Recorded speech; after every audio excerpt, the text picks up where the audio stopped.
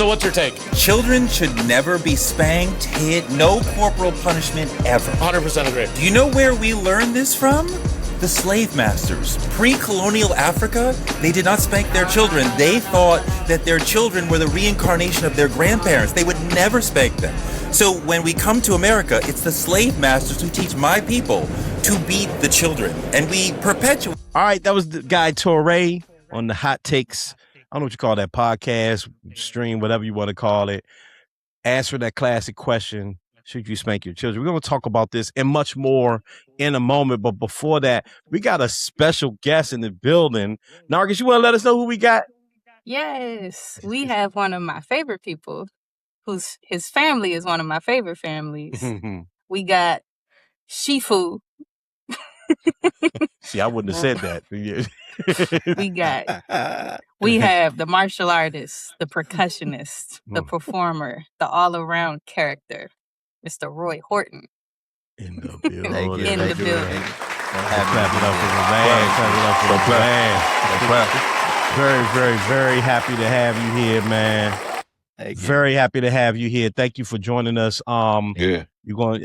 It sounds like you're going to have a lot to chime in for this one, man. So we're happy to have you. Real quick though, you got any socials, anything like that? You want to let people know where they can follow you? Let them know real fast, brother. I'm not a big social guy. You check my page, it's going to be nothing, absolutely nothing in years.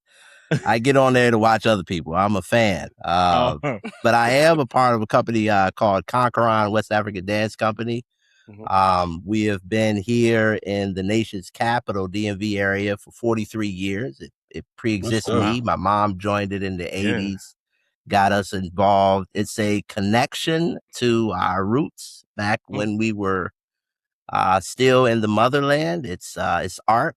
It's rites of passage. It's respect for the elderly. It's bringing up the young. It's maintaining, for me, my own sanctity and happiness and spiritual growth through music, through creativity.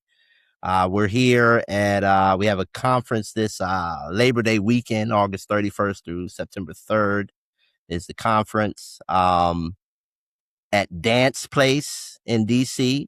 I'm here. And at Dance Exchange. And then the show is going to be at Howard's Crampton University that Saturday. And you can check everything out on conqueron.org. Nice. So, man, definitely support that. Shouts out to the dance place. That's So I used to live right next door to the dance place. My niece shout used out to go to the dance place. Yeah, For sure. yeah. Trying to get my daughter up in there, but they got like a year-long wait list. But that's another conversation for another well, day. bring her on Saturdays. When we come back, because we're going to take a little break after the conference, bring her to Tacoma Dance Exchange. Okay. Saturdays at 12:15. The young ones come and dance. I love it. Yeah, this is family oriented. Please bring the whole family. We'll do, bro. I will definitely take you up on that offer, man. Yes, sir. See how we connect here, man. I like this. I love it. Yeah. All right, let's jump right into it, man. Torre has thoughts about, as we just watched, he has thoughts about disciplining children. He says that under no circumstance should you raise your hands or your voice to your children. He believes that it sets them up for failure. He says that there is scientific backing for this. I will say, I'll just jump off with this one. I kind of agree with this while understanding how incredibly difficult it is. Maybe not to hit, but to lose yourself, raise your voice, get out of character with your children. I'm starting to see a lot of posts pop up on my timeline, and it's talking about don't yell at your kids in the morning before school. You yelling is more about you and less about them. All of this, and I do find it. It's like, I think it's one of them like easier said than done things, but it is something I do strive for. Where are you at with this, Nargis? I plead the fifth. You don't gotta admit that. I want you, yeah. No. I mean,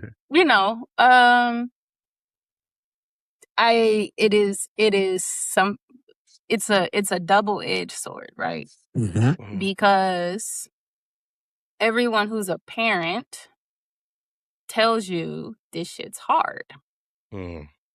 and it's gonna try you, it's gonna test you, there's no manual, there's no playbook, there's no blah blah blah. Now obviously abuse is problematic, and everyone views abuse on a different degree of a spectrum. People grew up in abusive households and they were never physically harmed at all, right? But there was still harmful homes that they grew up in. So I think it can be a bit of a slippery slope when it comes to just y'all know I have a three-nager right now, and some of y'all have witnessed it. Some of y'all may have seen me post about it. Like, Naira be going on me. She be swinging on me. She be having her little fits because she's emotions and processing and all the things. And as someone who has grown up around other youth, like in that youth development space, right? Some kids, all you gotta do is raise your voice and they like, you got it, bro. Yeah. Other kids, you might have to come into their space and raise their voice. Like, this is what it's gonna have to take.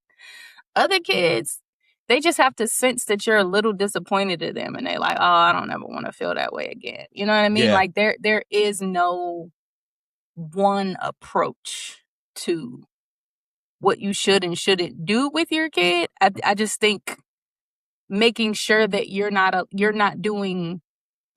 disciplining your child out of anger.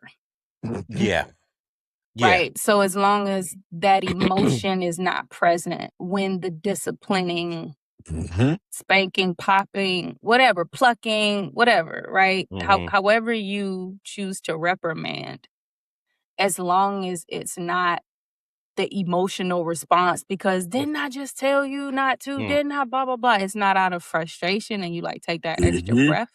Then I think, you know your kid best.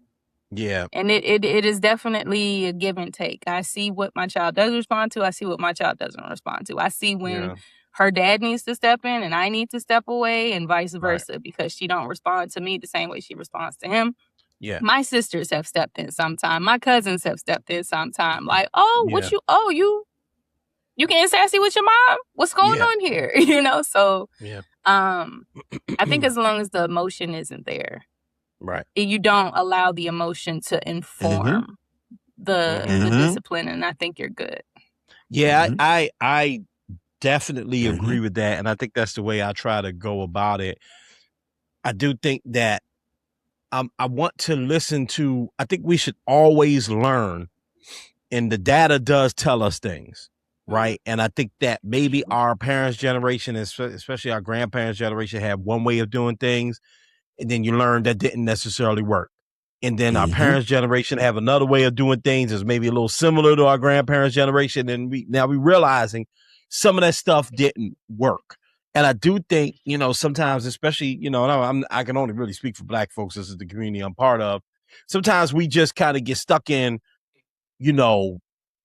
spare the rod and all that, and we kind of get stuck into that. And we're not looking at what works and what doesn't work, right? It's definitely what works for your child, but it's also what works in general. And I think that in order to figure that out, you have to first regulate your emotions. And I think that's the first step. Like, are you just frustrated this morning? Are you just frustrated with the idea that you have a 3-year-old and your 2-year-old or 4-year-old or whatever, 12-year-old, 15-year-old, and they're just being that age and you just aren't reacting well to it? Or is there a serious problem going on that needs to be addressed, and perhaps it takes some really stern disciplining in order to do that? And I think I wonder, Roy, I'll jump to you. I wonder if people, in your opinion, of course, do you think people are taking the time to take a breath and say, you know what? All right, now I've taken a breath. This child needs to actually be disciplined. Or is it, I'm stressed out, so now I'm yelling, and I'm not necessarily hitting, but I'm yelling, I'm screaming, and I'm adding stress into my child's life? Yeah, I think it comes from, when I'm thinking about disciplining my child, for me, it comes from the concern as to what we're asking her to do and the repercussions of her not doing or what she's doing and not having to do that, or, what happens when we say don't do this, or we say don't go here, or we say have some type of respect. I'm not at the range yet with my child specifically as to, her being bad or anything. Well, the most she's going to do is not eat her vegetables or, not come here. Lucky you. Yeah. But as we get older, like when I think back to how my, when I think about how my parents did it and what they kept explaining to me, because I got whoopings, and it was very organized beatings. Like, dude, when I get home, you're gonna get it. Then after I got it, it would be my dad that did the rearing. My mom would be upstairs after we got the discipline, and she'd explain to us why we were being disciplined. Right. Yeah. And that process always gave us a point of, I don't want fear to motivate you, but I do want you to understand that what you're doing is going to have repercussions and it's going to hurt you in one way or the other. So let me be the one to give you that beating now, so you don't get it later for someone that doesn't love you. Yeah. And that was always their standpoint. And when I was talking with my brother, because his daughter's maybe a year older, and she's starting to, buck back a little bit more. And he was like, man, I got to whoop her. And it was a weird conversation because we grew up on that. And I was like, I don't know, because she's a girl. See, we were guys. My thing was, I don't know if pain should be the motivator for a girl. I don't know yet. I'm still learning this out. I have to learn from, Nargis and my other friends who have older kids, how, that's going about. But for me, I don't want her to think that because if she loses a fight, that she was wrong, or if she loses an argument that she was wrong in that state, or if she wins, she was right. I don't. That's where I'm at with it. I understand where Torre's coming from, but I think it goes on, like you said. There's different people. Everybody responds differently. Everybody learns differently, right? When I teach drum classes, some people you can say it and they can get it. Some people you got to do it for them. Some people you have to show them examples. Same thing with discipline. It's just a learning process. As long as we have the goal of getting them to understand what the purpose is, I think however your methods are, if you have that emotional intelligence, it should work out in your favor. Y'all are touching on something we're going to get into a little bit later, which I think is really cool. Paul, jumping in, and then we just open this thing up and just talk. Go ahead, P. I think that we learn from everything. I don't agree directly with Torre's assessment of never of anything. You understand what I'm saying? Like, obviously, we've all laid the caveat that we are not talking about abusive parents. We are not talking about people that literally take purposeful liberties to hurt their children, right? Now, that is not excusing things that parents can do not on purpose. You understand what I'm saying?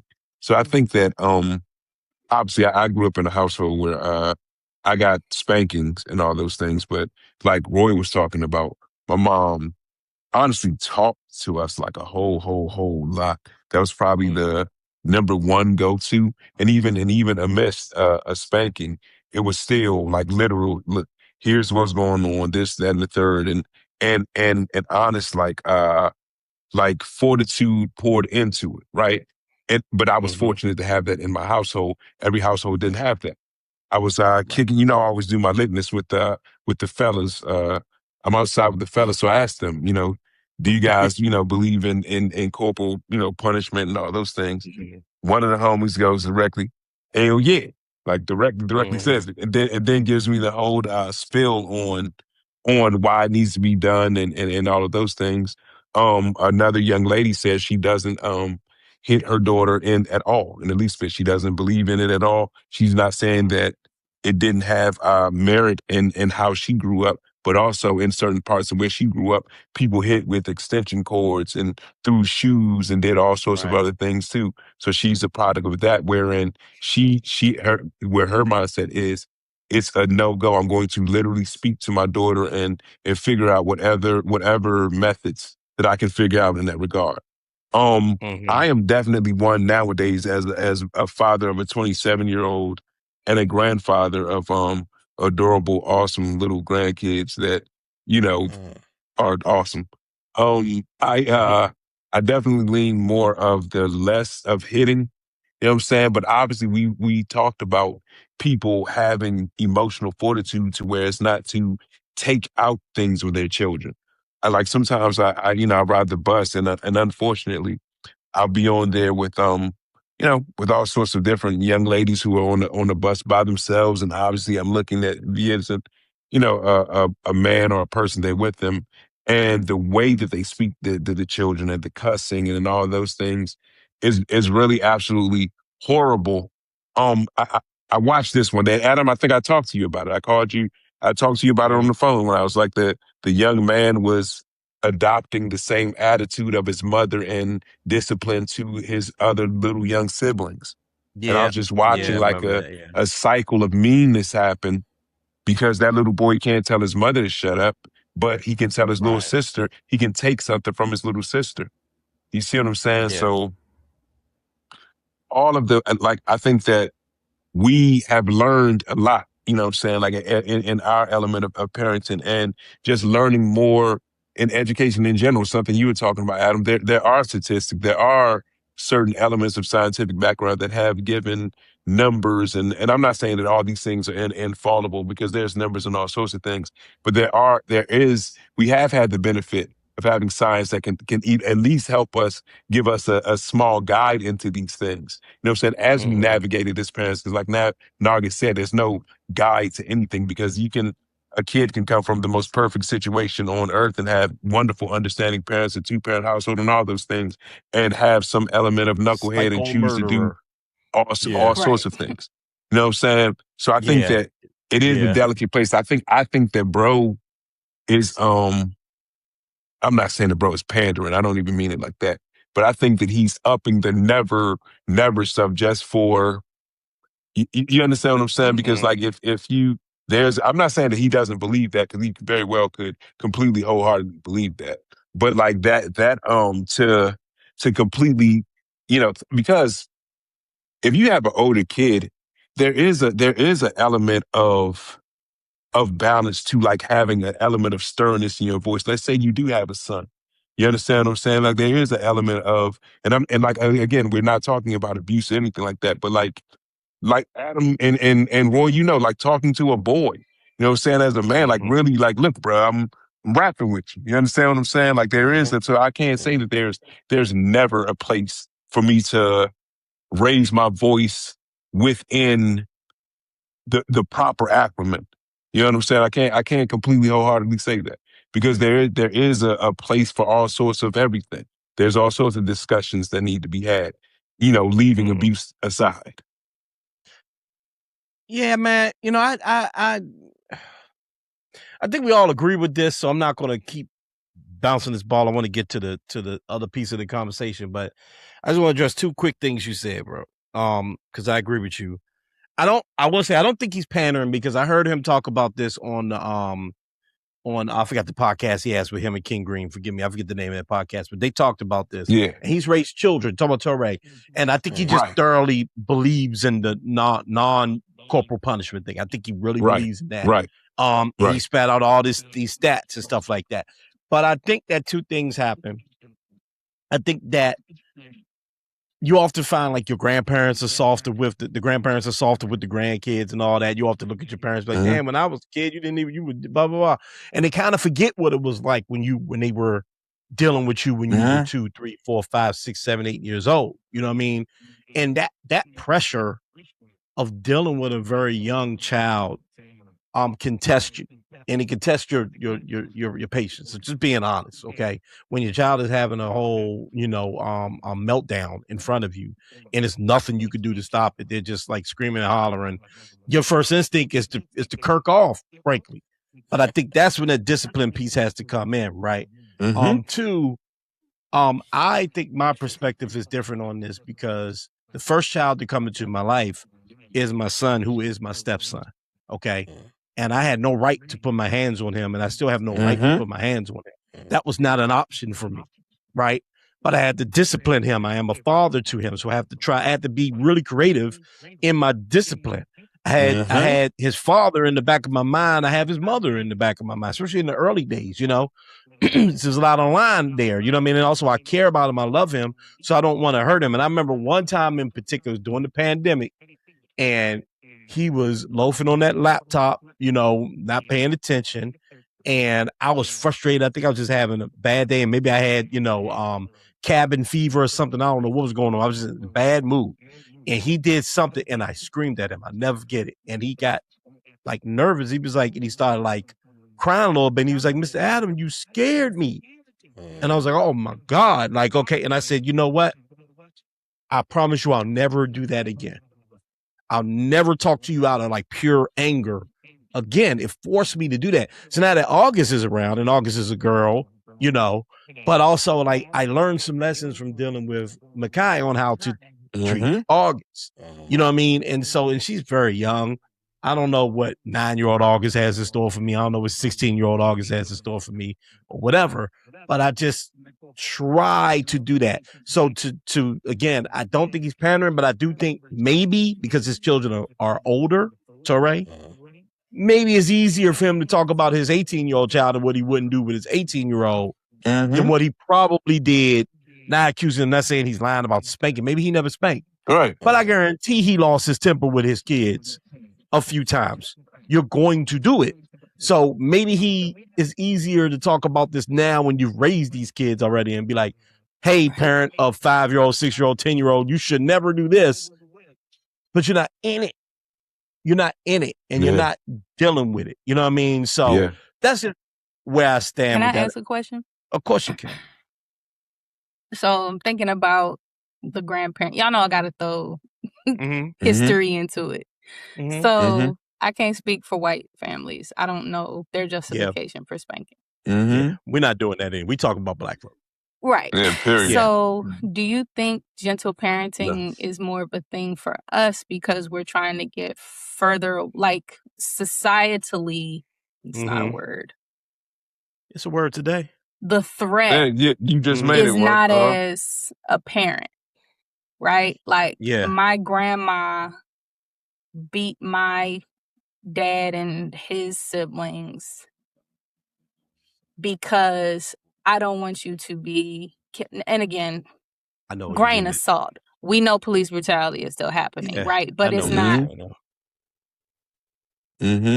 You got Emmett Till. You know what I'm saying? Like I know exactly what you're saying. you got your Emmett Tills. Yeah. You getting dragged off into the night, never to be seen again. And the local sheriff was probably there, so you don't got nobody to go find out to recover anything, right? You just gotta live in fear, and Uncle Joe just didn't come home. Right? So to be a couple generations removed from Uncle Joe never came home, that type of parenting is like a survival mechanism. I'm sure they was taking the frustration of like not feeling like they were in control of the destination of their children, right? Yeah. So I'm just wondering if you guys agree or have any thoughts just around like, now that we're freer, I think that's the need to parent in that same way isn't necessarily as evident to us. But do you think that there is like some merit that came from that style of parenting, considering the larger societal context? Like, could gentle parenting have even been effective growing up in the 60s, the 70s? As opposed to growing up in the 2020s. Well, Paul, didn't Roy said it, right? Like he said his parents was like, I want to show you this so it doesn't happen to you in the street. Right. Like, and I'll just to even modernize in it, because I think you're 100% right. It probably was life or death, right? To have some discipline and to have some, they just basically to whoop your third eye open, right? but I think even like when I was coming up, and fellas, y'all tell me if y'all agree with this. It was, I don't want you out in them streets. It wasn't even just police and all that. I don't want you to even think. I want you to I want to almost discipline a fear into you so you don't wander out into the streets with these kids that aren't getting disciplined in my parents' opinion. They just let them do whatever, and look at them. They out there, they hustling, they doing this. They, somebody died. One of your friends died. Look at this. I don't want you to be like that boy. So I'm going to over discipline you so you have a healthy fear in life. So you have a healthy, so you go into it knowing that if you mess up, it can go bad for you. I did just do like this time to do that, but it could go bad for you. You know what I'm saying? So I think that was definitely merit to it, 100%. And to answer your question, Nargis, I think that some of us are in better positions, some of us, and I think that maybe we don't have that healthy fear of that happening anymore. And maybe we learned that the spanking wasn't necessarily going to stop you from selling dope. You know what I mean? So why go that route? Maybe. I don't know. Y'all fellas, y'all let me know what y'all think. There's definitely a benefit in certain things, like when it comes to an element of respect level, right? So something, what we're talking about, like even in the wrong parts with some of the older generations, and where they really thought that that fear definitely was a motivator. Like, I want you to, we've heard it a million times. I want you to fear. I'm not your friend. I'm your parent. I'm not. You know what I'm saying? We've heard all those things, and I do want you to fear me, right? I never wanted my son to fear me. Never wanted him to fear me. I wanted him to respect me. I wanted to show him love and all those things, but I don't take away from the element of discipline that certain things had its effect on children. Because I'm gonna be for real with you guys right now. I look at some of the younger generation and their relationship with their grandparents, and it is vastly different than the way that we had a relationship with our grandparents. Like oh yeah, they getting drunk different. with their grandparents. No, even that. I mean, even in the way that they speak to them. You understand what I'm saying? Like even in young kids. Like, aside from the fact that you have young parents that that have, like, because my son is 27, I'm 48. I don't drink anymore, but when I did drink, I drink with this mama. But what I'm talking about is we had like a certain reverence, and if my grandmother told me to do something, it was okay, grandma. Yes, ma'am. Like, it wasn't a debate back and forth, and I had something to say, and then, like, I listened to some of these. We've even witnessed it, and obviously this is extreme. We witnessed, kids get in fights with their grandparents, right? Which is like, I'm talking about, like, I can't even fathom. I couldn't fathom that in the greatest of my ideals. You understand what I'm saying?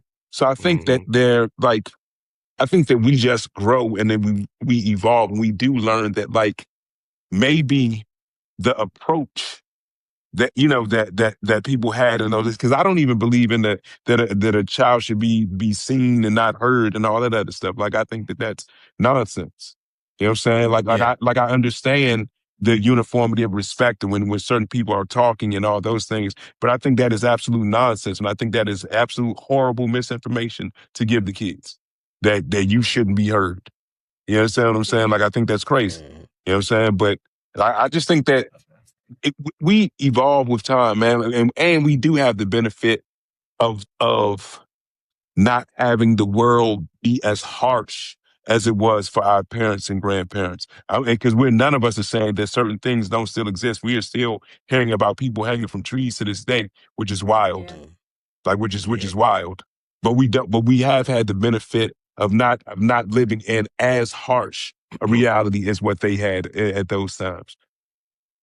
Yeah, sometimes these kids be loud when the TV on, man. You gotta go downstairs or something, bro. I'm sorry. You loud. Get out the door. Why you talking? We trying to watch TV. Why you talking? You ain't talking. I get it, man. I love it. Go. Yeah. Go. Just want to talk so much. That has been when I see, like, if my daughter is having trouble, like, kind of calming herself down or, like, following a direction, and she's just doing, like, the body buck thing, like, like I said, if she's, like, swinging, okay, I'm separating myself, and it turns her up even more. So, like, what I realized was, like, okay, I have to come down. I'm like, let's talk. Like, and I just like hold Right. her hands, like, Right. let's talk. Like, Right. do you feel like talking to me right now? Can you tell me Yeah, what's what's going on? happening? I Mhm. cannot let you keep doing this. Yeah. Literally had to do You that earlier. You cannot Mhm. do this anymore. I cannot. Yeah. I'm sorry. Yeah. Great. You want some Yeah. water? Yeah. Yeah, get Yeah. it together. And we- Yeah. Crisscross applesauce. I had to talk to my grandson like and that. that's- I had to pull bro in and like real live, like look directly at him and be like, hey, bro, let's real live rap. Like let's like really rap. What's up with But you? that's what we Let's learned. have a conversation. Yeah. Good. But we learned that. We learned Mhm. that. Okay, because I can't speak for everybody's parents. Obviously, everybody's parents is individual. But in the whole, you didn't see that in the community often. No, You know my what I mean? instinct is go get yourself together. Yeah, get out my face. I don't want to You hear it. Right. I don't want to hear that. Go in Right. your room and I'm gonna give you finish. something to cry Even for. what we know Or that. about like the Mhm. spectrum nowadays. Mhm. I did it. We used the term the spectrum. That was not a term when I was in school. We weren't on the Not at spectrum. all. You know what I mean? You was special. So like, yeah, you was special or you was bad. Or you know what I mean? Use They can't good, bad. good old R word. Yeah. Yeah. Yeah. But really, maybe that person just had had issues regulating themselves. You know what I'm saying? Right. Or whatever. Right. You know what I mean? So we know these things now, so we approach it that way. Like if my daughters had literally just morning, I had to do the same thing. Like me and my wife had to calm ourselves down. Our first instinct was to, because we trying to have a conversation, and we was having an important conversation, and my daughter is just screaming in the back seat, and both of us, you can see it in both our faces. We wanted to go, shut the right, but you can't, because that's not going to help anything. So we both calmed ourselves down. My wife, what do you need, August? What do you need? Let's talk. Let's figure this out. Paul was on the phone with me earlier. Where was I with her earlier? Took her to the playground. Took her somewhere where she could calm herself down. We were doing These are simultaneous things. We were both had kids at the playground. Funny enough, we get old, dog. But you know, it's just you know, it's that learning piece, and I think that you know, I think what I get from this, I think when Torre says what he says, or people say what they say about like discipline and all this and that, I try not to take it very literally. It may be what he literally think, but I try to take a lesson from it, right? And yeah, we don't need to be screaming at our kids out of anger. No. We don't need to be losing our control on our children. And perhaps spanking isn't always the method to go to, you know what I mean? And then you use your proper judgment, because at the day you're that child's parent. It's your job to raise that child. You know what I mean? And it's not, you can't look at the next parent and go, I'm going to do exactly what they're doing, or look at TV and go, I'm going to do exactly what they're doing. So that's my last thought on that particular portion of it. Anybody else want to chime on that before we move into the sports segment part of it? Because I think this is a really interesting nugget. Just let everybody get up on your emotional fortitude, man. Like for sure. Like real spill. Real talk. So I'm gonna let Nargis kind of introduce, because this is her idea, but I did want to say something real quick. This reminds me of a conversation we had last year. I don't have the clip ready. I actually loafed it, did not. Maybe I'll try to find it a little later, but there's a great clip of Paul and our brother Smooth, debating last year about a football coach cussing out the kids. It was like our second episode, or maybe even our first episode in the studio. I can't even remember, but it's a great clip of these two going back and forth. It was hilarious. And it was interesting. I sat quiet the whole time because it was interesting, because I kind of fell in the middle on this one. We'll get there in a moment, but I want Nargis to kind of introduce this idea she had about like coaching and how it like affects us as adults. Yeah. So, I mean, all of you received text messages from me about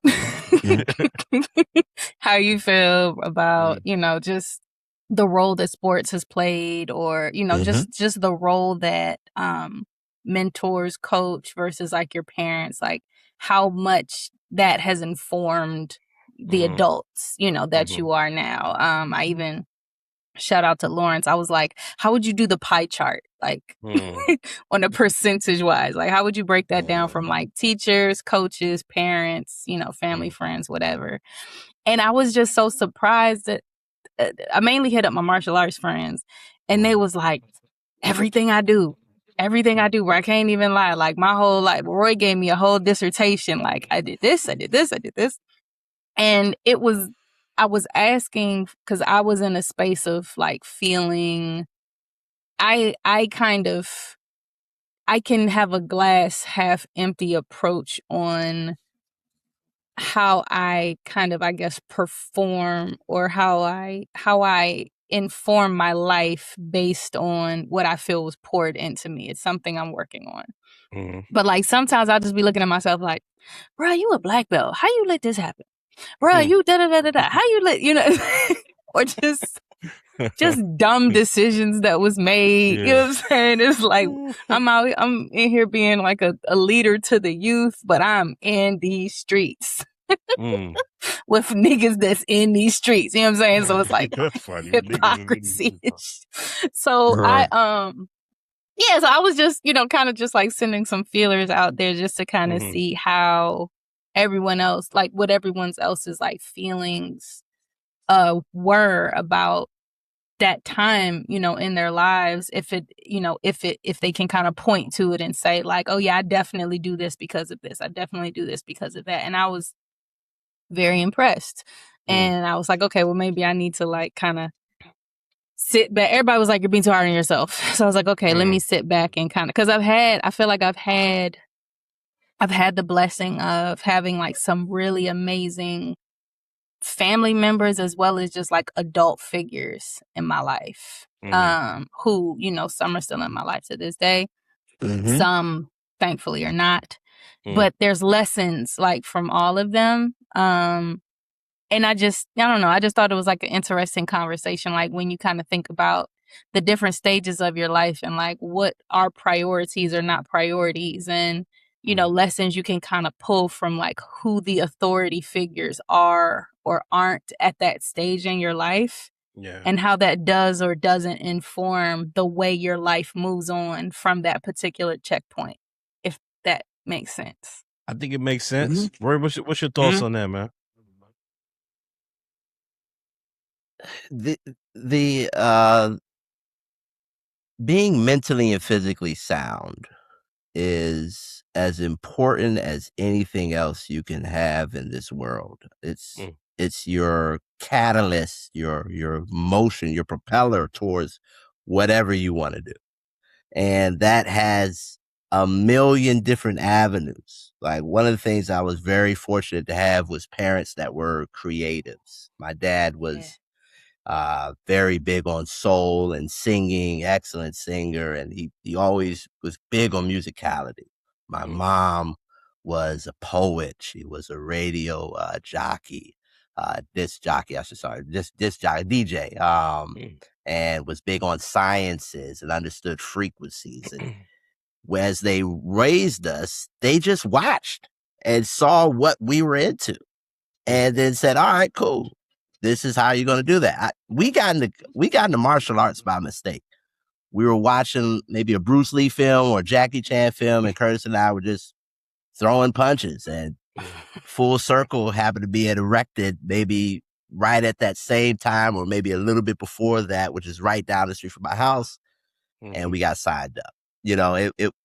And when I think about all the stuff that they taught us, all of the lessons that we learned, and without saying it and saying it or by doing it, it was just a mirror of what our parents were telling us anyway. And that's all they wanted. They wanted to have us to go out into the world and see that, you see what I'm saying? This is true, right? And this is, and you have a ability to point back to it. Like when I teach now, I teach drum classes and swim lessons.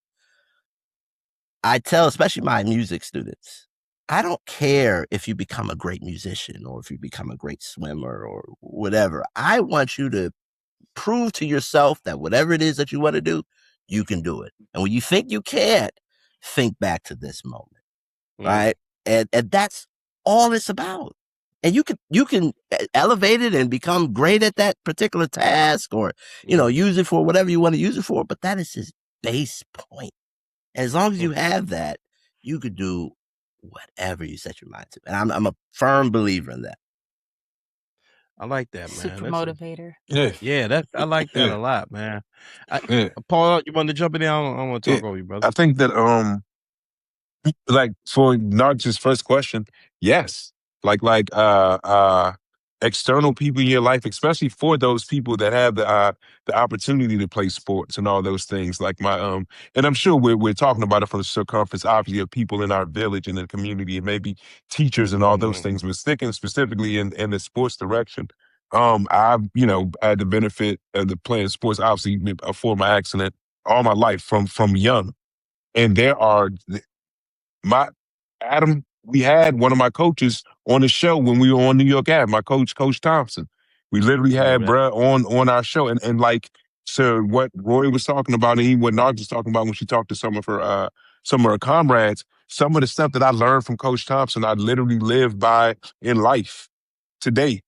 Like I literally like I remember the things that were said to us during drills. I think when you have effective coaches in your life, when you have people that like really pour into you that you can look at as like actual men, because you can also have damaging coaches. Like I've in some of my AAU and in some of my rec ball days, I've had like some like whole jackass coaches. You know what I'm saying? That didn't help my growth as a person.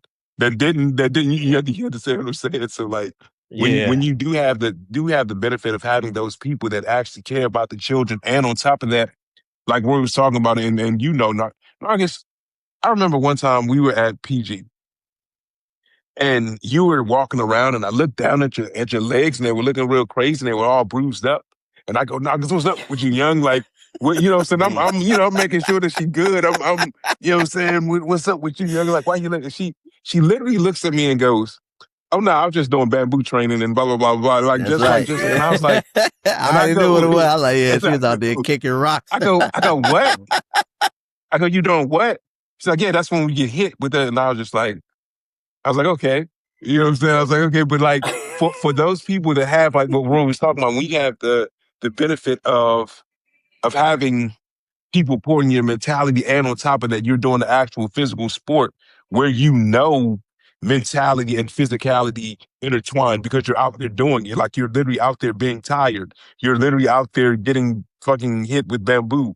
Like you're literally, you know what I'm saying? Like, so like those words have much more gravity to them because like, and Adam, you running suicides, you doing all the stuff that you're doing when you're in that game, and you literally know I do have to dig a little bit deep. I am cramping up right here in my fucking solar plex. Like it is bothering me. But coach told me so and so and so and so. And then some of those things actually do apply to life when you do have the benefit of having those good people that I talk to Coach Thompson to this day.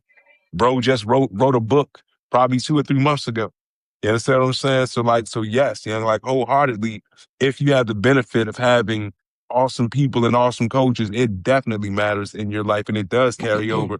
And like I said, even if you have the unfortunate of having, jacked up coaches, it could mess your life up. You know what I'm saying? So all of those things are important. I have never had a loving coach. Dang. Oh man. I mean that serious, like, and I know that sounds funny, but it's true. Like I don't. There's no coach. As Paul was going on, I really was trying to scan my brain of like, who's that coach I can look to and go, Dang. this guy. Like, I don't. I think because I played ball. I know it's funny. I'll get it. It is funny. It sounds funny, but right. Because I played basketball and I was always viewed as like a tool. Like it was like. I'm trying to figure out how to say it. Before I get to that woe is me part, the lessons of the sport stick with me to this day. Okay? Right. I do want to lead with that. The lessons of the sport stick with me to this day. Teamwork is a big thing for me. And I think I learned how to be a great teammate, and I hope a good leader from playing. I learned that in sports. So that is true. Okay? And I've always kind of taken like that front, like lead position whenever I played sports. And I think that's where I would clash with coaches. And I think that coaches, I got bounced around from team to team a lot. I was tall when I was young. I was already like 6'2", like in the 6th grade. A lot of people looked at me as like, oh, just do, and if I didn't perform to the level that they felt like I should perform at, which was like NBA level, they were often just like on me all the time. And so that's my experience with coaches, that they were, they felt like they needed to, and I just probably just had a bunch of bad coaches. I'm just being honest. It's not coaches. They felt like they needed to kind of like humble me and sort of shrink me a little bit. And that's like all the way up to high school. Like that was my experience. But as I said, what it would teach me with dealing with like my kids is now I need to make sure I get my kid with the right coach so they don't have that experience, right? And it also, again, when I'd have a situation where a coach wants to teach me a lesson and I'm sitting on the bench for whatever reason, and then I come in and I do the right things and he has no choice but to play me. That's like, now I know I can overcome anything, right? I've had situations where players have had to stand up for me, right? Some of those players are still, LeGreg from the museum, still my boy in my day. I remember LeGreg standing up in the locker room and going on coach on my behalf because I was sick of I didn't even want to be that dude anymore. And I wasn't the type of dude to just talk back to coach all the time, but I just kind of felt like, this is just not a good situation I'm in. So I learned friendship. I learned what friendship is from playing sports. So though I've never had great coaches, and I just can't lie and say, like, when Paul was talking, I really was trying to sit here and be like, let me find one coach so I could just go along with this theme. Yeah. I can't. Okay. I can't. And I could go on and on and on about that. Some of that is not really important to this conversation. Like playing for certain coaches that were big time coaches in PG County that really didn't care about the kids. You just was kind of there you're just a position, you're just a new thing on this court or whatever, right? That was always my experience. But I do agree that the discipline that comes along with it, even in spite of the coach, the teamwork, I can't stress that enough. I think that's the number one thing I got from playing sports is how to work with a team, how to step up and be a lead of a team if I need to. And if that's not my position, how to follow in this position. You know what I mean? I think it's helped me in my job. It's helped me, I hope, here. It's helped me, and be a better husband because that's a team. You know what I mean? Sometimes you got to lead. Sometimes you got to fall back and say, I'm following you, honey. What we doing?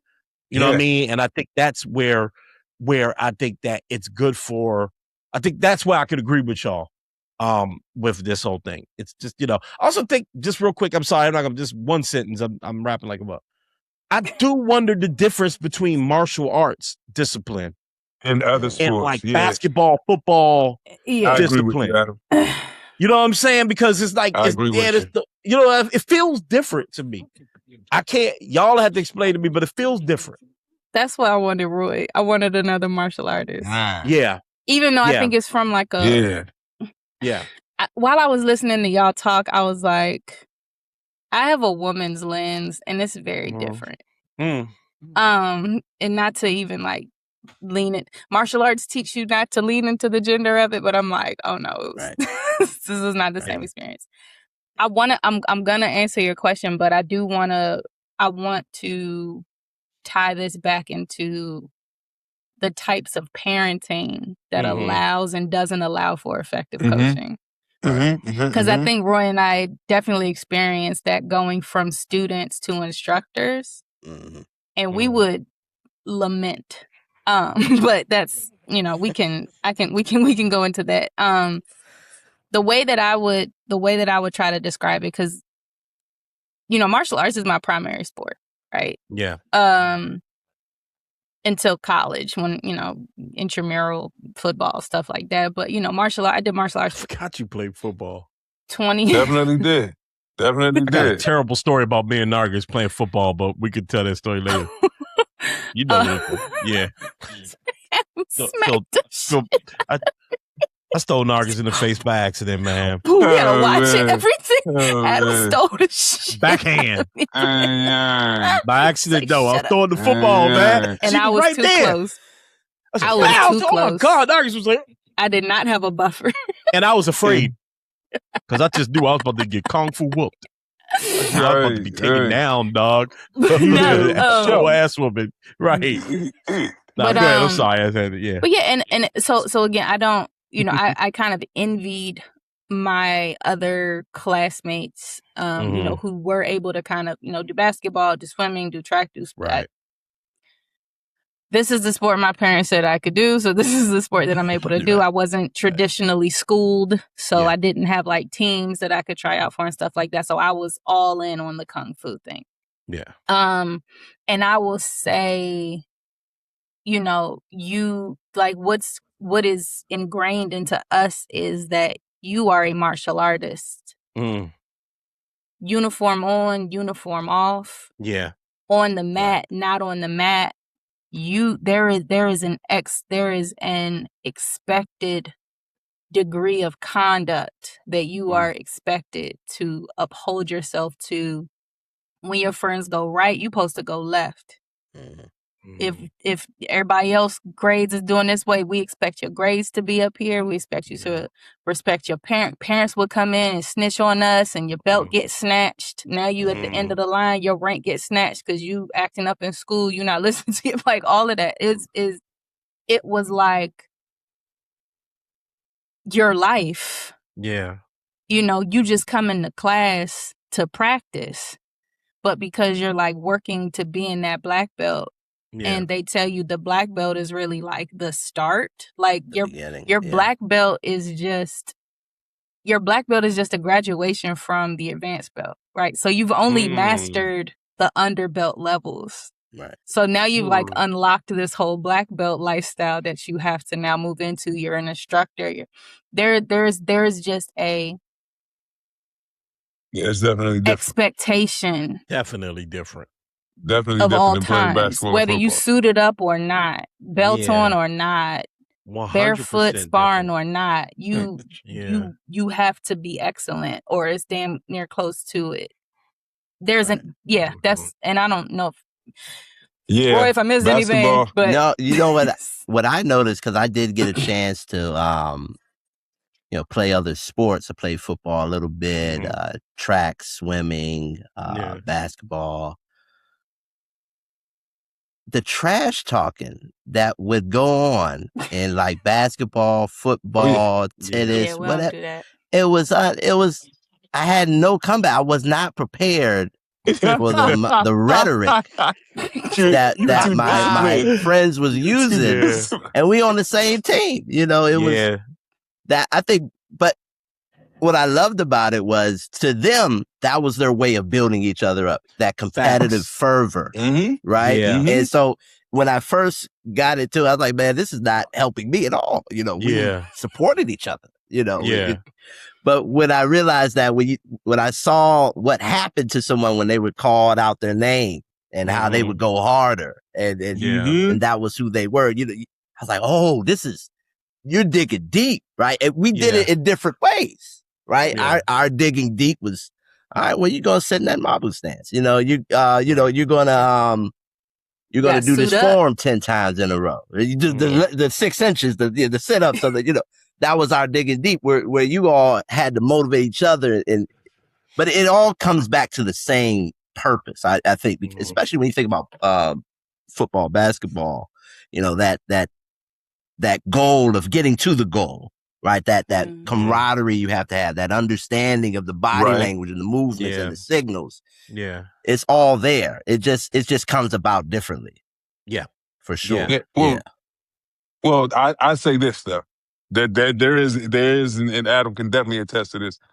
For good programs, they care about who you are as a person. They care about all those things.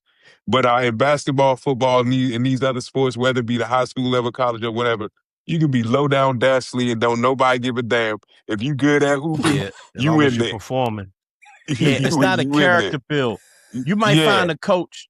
You might find a coach that is interested in your character. Right? You may find, Samuel Jackson or what's the lady from Sunset Park with Cheers? You might find her. Oh, Rhea Perlman. You might find Rhea Perlman, right? And Rhea Perlman, all she really cares about is your grades and the person you are. But the reason why I was saying what I was saying earlier is because you are like a utility. You are something that helps a coach get to another level. And that was just, honestly, that was because I played on a lot of high-level teams. That was just my circumstance. If I played for a lot of rec teams and all that, I probably would have different experiences. But because it was like, you're playing for this team, and this team is undefeated, you're going to this AAU team, and that your job is to get that coach another job, right? And so if I get him a college scholarship, that means I am a great coach. If I can get him scoring 30 or whatever, and then there's a lot of competition on the floor. So it's like, we on the starting 5, but homeboy on the bench trying to start 2. Or this new freshman that came in trying to start 2. So it is a lot of that. Yeah. But the good teams, again, learn how to, as you mentioned, Roy, like learn how to use that as motivation and not like you're not fighting every week or this and another. But I do see a major difference because it feels like to me, and I see why Nargis, now I see why this topic was important to you because martial arts feels like more of a lifestyle. A lifestyle build. Yeah. It's a lifestyle, and it's it's something you carry on for the rest of your. You know, you don't carry basketball on forever. You just don't. You know what I mean? Like you can carry those memories on and those, and if you go to the tip of the top, then you probably carry that on. But it's a point there where you are no longer a basketball player. Like Gilbert Arenas and all them dudes pocket, they're not basketball players anymore. Former. Yeah. They're former. You know what I mean? Yeah. And so the discipline, I remember the thing with Gilbert talking about like his first year out of the league, he kept his routine. He just had to like get up in the morning and go to, he was just like, cause it's like, that's all he knew. And he realized I gotta get out of that in order to go do something else with my life. And that's a pro. So, you know what I mean? So like most of us, we stopped being basketball players, except for, hooping on the street in high school. You know what I mean? So it's a difference. But I admire what you all are talking about. And Paul, I admire that you have a coach that you can still call on to the day. I think that's a beautiful thing. It sucks that you didn't have one, bro. That sucks.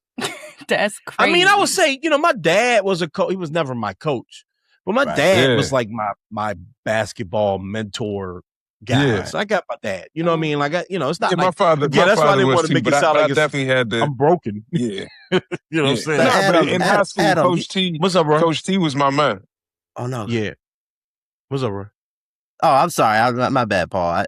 I just wanted to ask you, Adam, because you strike me as an outlier, and what I mean by that is you were telling us about your trauma of not having a positive influence in your sports career, but how you took that and said, this is what not to do. This is what not to look for when it comes to your kids. I think you put yourself at an advantage because let me tell you, when the road is always paved, you don't know what to do when you find a hole in it. I think you have a very profound experience, which is carrying you on through the second part of your journey now in these years of your life. I think it doesn't shouldn't make you feel any better, but you know how to take some punches, No, I do. I think that's important. I appreciate that, and I appreciate that. But that's honestly, and he's used to getting punched, Roy. That's good. It builds character, man. It builds character. No, I in no way regret playing football and basketball. In no way regret it. And I, those tough coaches, I can take the good and the bad from it, but I had a solid family. I had a dad who was always there. My dad was at every practice. My dad was always around. You know what I mean? So they would, I wasn't getting abused or anything like that. And I don't mean that. I don't mean that to be funny. Like I wasn't like, just get bullied around, but I was a tool in their mind. And when I wasn't effective anymore, what I found is that none of those coaches really cared about me as a person. Yeah. Whether I got, hey, make a 2.0 and you can play, Adam. Right. I need you to get that 2.0, Adam. Yeah. Not because I care about your grades. Right. I need you on the floor. Eligible. Yeah. And if I wasn't eligible because I was not a good student, if I wasn't eligible, there was no, man, Adam, we got to figure out why you can't. Yeah, let me set you. What we need you to help you. Let's set you up. It was. Yeah. I'm angry with you because you can't play. You know what I mean? When I hurt my back, it was no, Adam, man, let's get you, you know what, man, I realize your back thing is lingering on a little bit longer. Let's try to let me talk to your dad and get you a good therapist. It was, when you going to get back on this floor? When you know what I mean? So that's, I hate that for you. Yeah. I mean, but and that's why I say you got to be, when you put your kids in these like high level, I feel very thankful for my son. My son's dad is his soccer coach, right? And so there's, you know, it's his dad. So it's competitive. It's intense. Sometimes it's like, bro, Larry, you're doing a little much. But also it's like at the end of the day, that's his son. Right. You know what I'm saying? Right. So we're going to go through these high level soccer programs and all that. At the end of the day, if I don't want to see my son hurt. And his mom is the same way, and I'm the same way, right? So he has a lot of support. I had a lot of support. That's why I didn't crumble me or anything like that. That's why I don't hate basketball or anything like that. Right. But I imagine if I didn't, I probably would have felt jaded. Like, man, you know, like I can't do nothing right. I can't get on the floor. And if I don't get on the floor, they mad at me. It was a lot of that. You know what I mean? But that's just because, again, I was 6'4".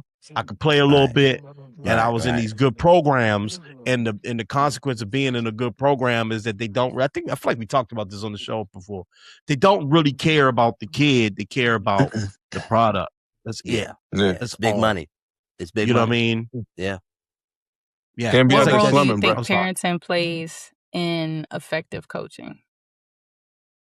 That's a great question, because it could be a total problem. A parent could be a total or it could problem. be great. Yep. Or it could be great. Okay. We all see all of that now. Yeah. Or it could be somewhere in between. Or it could be somewhere in between. Yeah. I think, and again, y'all would have to speak from the basketball, football lens. I think one of the bigger frustrations from the martial arts standpoint is like, you're bringing them here because you're saying you want discipline. Right.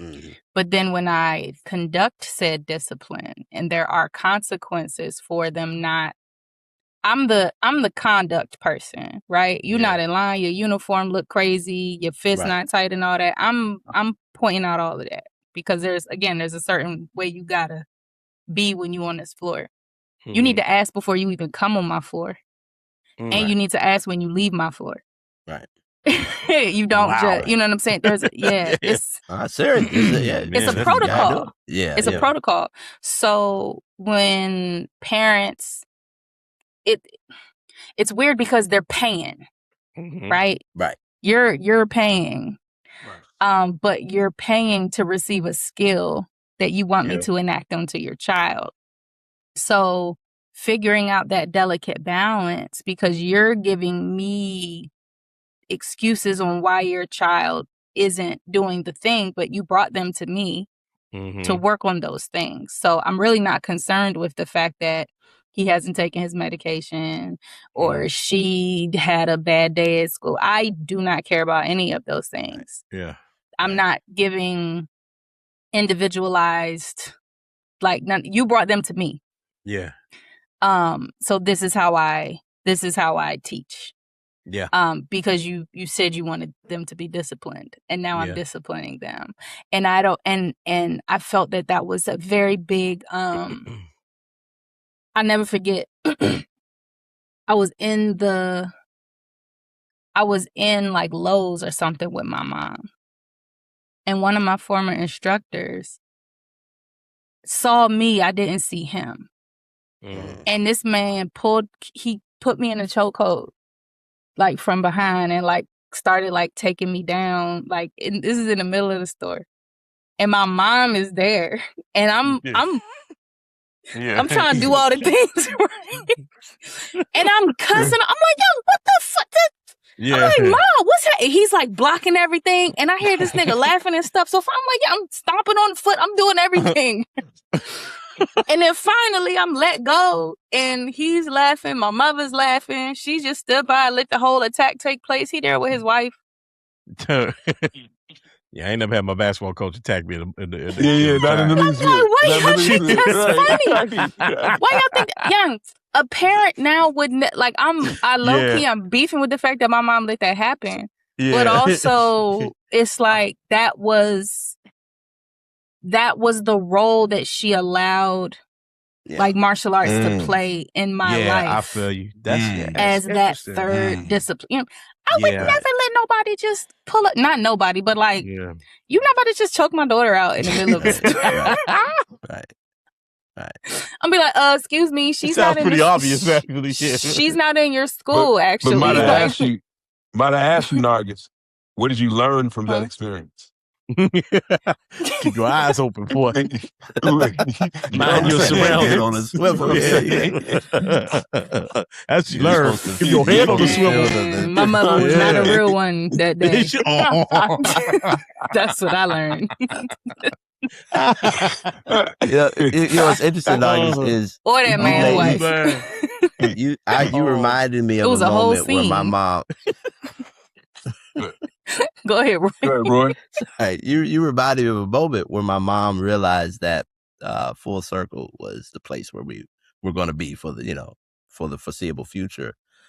We were still maybe not even white belts. I think we were still fresh in there. We weren't fully accepting the discipline. And our mom would still come up there and watch the class because, like Margaret said, they're paying money. She paying whatever it was, $150 a month or whatever it was at the time. That's real money to her. Like we didn't. Right. So, they say get in the marble stands. My mom was like, hey, get in the marble stands. So she'd be, echoing everything that Shifu was saying. And they let it rock a little bit. And after a while, Shifu respectfully came to her and said, this is important. Yeah. If you want this to work, I don't think you should keep coming. We'll take care of it.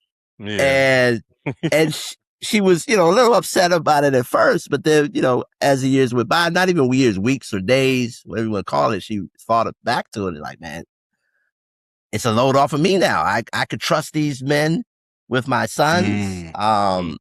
And they could just, we would just, after a while, we would walk up there because we didn't live too far from there, maybe a mile from there. And that would be our time. In fact, all she wanted to do was make sure we were going. So she would run around the neighborhood, come find us. Hey, go to class. You got class Tuesday, Thursday, whatever days it was. Yeah.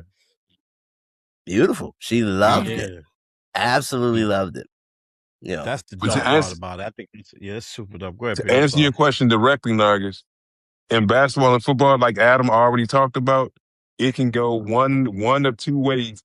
And obviously, you can have some element of middle ground, but you can have the absolute horrible parent whom, for one, is going to always question the playing time of their child, who's going to always, their child never does absolutely anything wrong. You know what I'm saying? You can have those. Then you can have awesome parents. You can have teen parents. Like my mom, that a lot of my rec league jumps, she, would do stats for us, would do different things like a teen mom. Even for my high school team and all that. And even with that, I had parents, my mom didn't care about none of that stuff. She didn't care about none of that. High school, you this, and they talking about this and all that. Like, my element of discipline came from my mom, whereas to not have the whole, this school wants you to play and this school wants you to do this. I remember when my sports banquet and all those things came up and I was loafing around in school, didn't go to the banquet, didn't do nothing. Like, homies bought my stuff to the house and was like, yeah, coach said some real tough stuff about you, bro. Like, my parents didn't, my mom didn't play any of that. But like I said, I had the benefit enough of having those type of parents. But you have some parents that can either sabotage their kids, like, I'm not even going to say career because it's not everybody's job to try to make it to be a professional. I mean, even their element of having fun and having joy in the sport, because you have some people that try to put their dreams of what they didn't accomplish on their kids. And I'm not saying that's everyone, but you have some people like that. You know what I'm saying? So you have a good and a bad to that, Nargis. And I do think that martial arts is definitely different in the fact that it is a actual discipline element of a lifestyle, as opposed to some people, and I'm not saying this is the element for everyone, but some people view basketball, football, and even in our community, the way certain things were viewed back then was as a way out for the family and for everyone. So that element of pressure and all those things is put on you because you're about to take everyone out of the hood. And I'm not saying that that's like for everyone. I don't mean it, but like I think that like in that it's different. I think that martial art parents, like your ideology is for discipline, is for to actually have something, develop in your kid. Certain people that and like what Adam was talking about, if you have the benefit of playing on high level teams, man, it some of that stuff even goes all the way down to business for 5th, 6th, 7th, and 8th graders. Tracy McGrady and all those guys were getting $millions from Adidas as 12-year-olds. You know what I'm saying? Man. So Yeah. Man. I ain't bringing them in love, but yeah, they You was slow. I mean, if I did, I would have told you anyway. I'm sorry. I'm too sorry for that.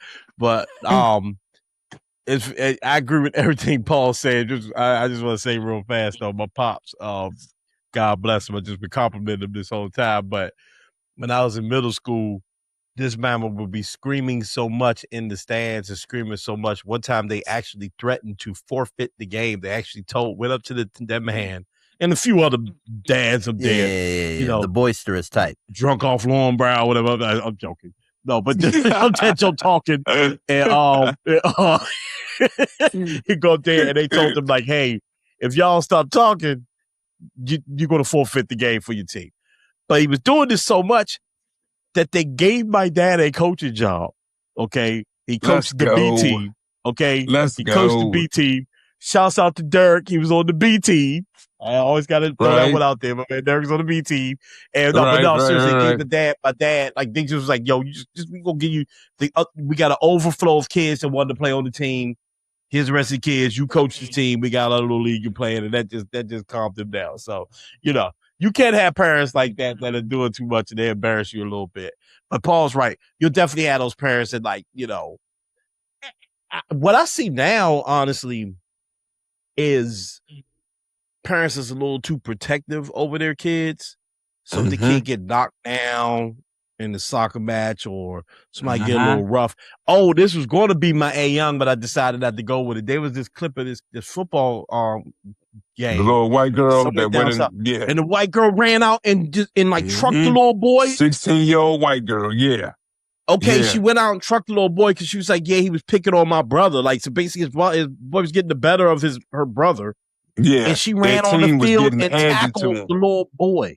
Okay, so you get that type. I have seen that where it's like parents just can't really handle their child being in any sort of just not even danger. It's not danger. Any discomfort, basically. Right. But but the last thing I'll say about this is I think what I learned from this is how much I admire, and I think that I would actually, not that I wouldn't have recommended it before, but I think now I'm starting to feel like kids should be in the martial arts just in general. For sure. Because the discipline piece of it is something I never really thought about, if I'm being real. I've never thought about how it's a lifelong discipline. And listening to you two talk about like how you still, it's still like parts of your life, you still implement it.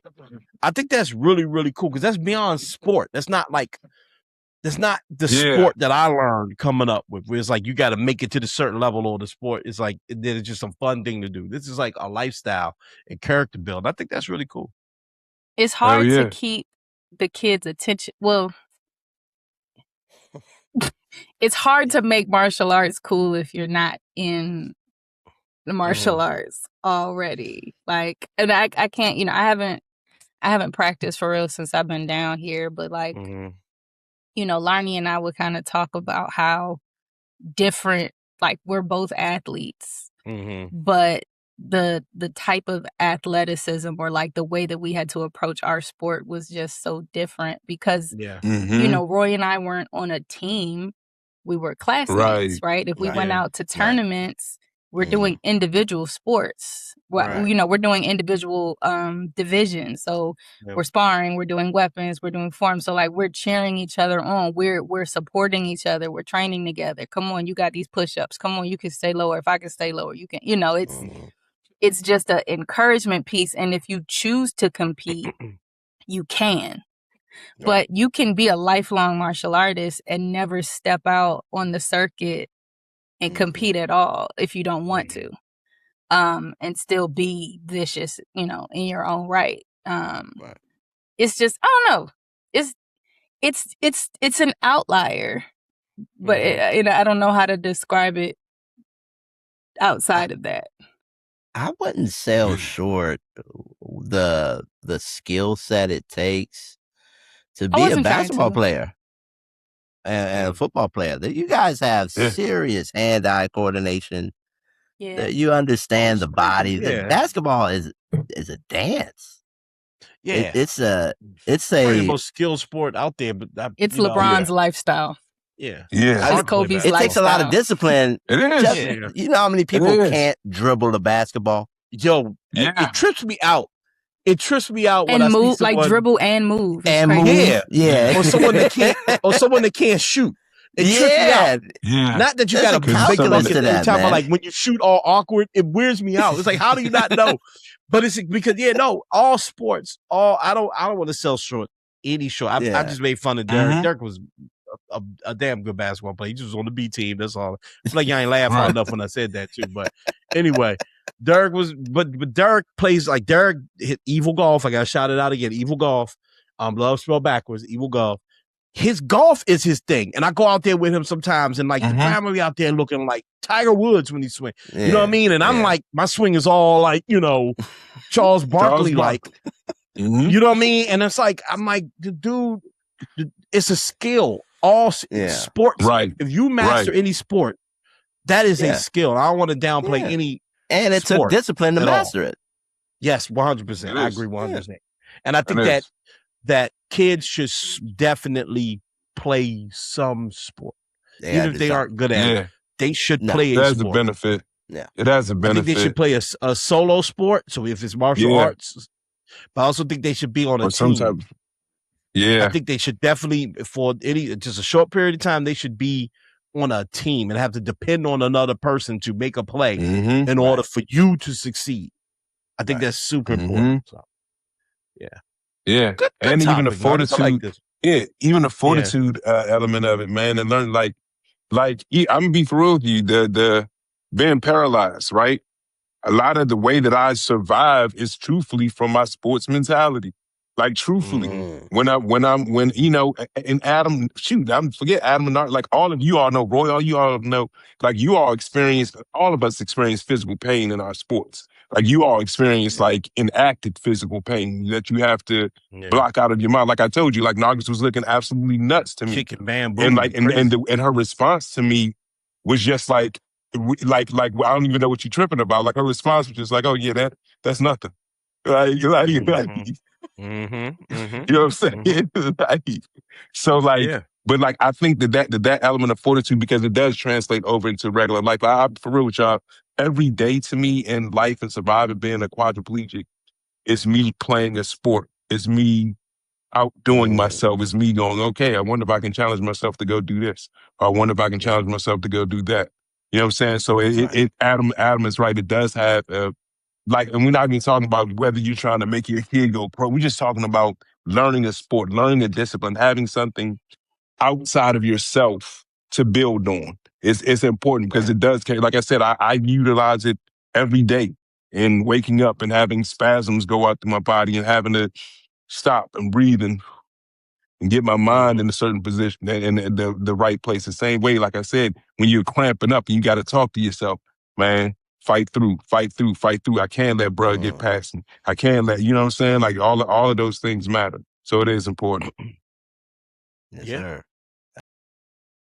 Oh, that's real though. All right, let's get ready for the A Young of the week. Here we go. Why isn't that playing? Let's go. Here we go. There we go. It's time for the A Young of the week. P, you want to go first? Sure. All right, here we go. Let me share my screen real quick. Let me make sure I got the right one up. I think this is you right here. All right, here we go. Boom. The new co-owner of the San Diego Padres, bringing the energy to an introductory press conference with her co-owner and husband, Jose E. Feliciano. The duo was unanimously approved by MLB owners as the new owners of the franchise earlier this month, marking Jones as the first Black woman and Feliciano as the first Puerto Rican to hold majority ownership in MLB's 123-year history. They bought the team from the Seidler family following the death of beloved owner Peter Seidler. We want to continue that legacy that honestly Peter left, to dream big, do the impossible, right? And as we discussed, right? Like the impossible becomes possible when somebody does it. So let's do it.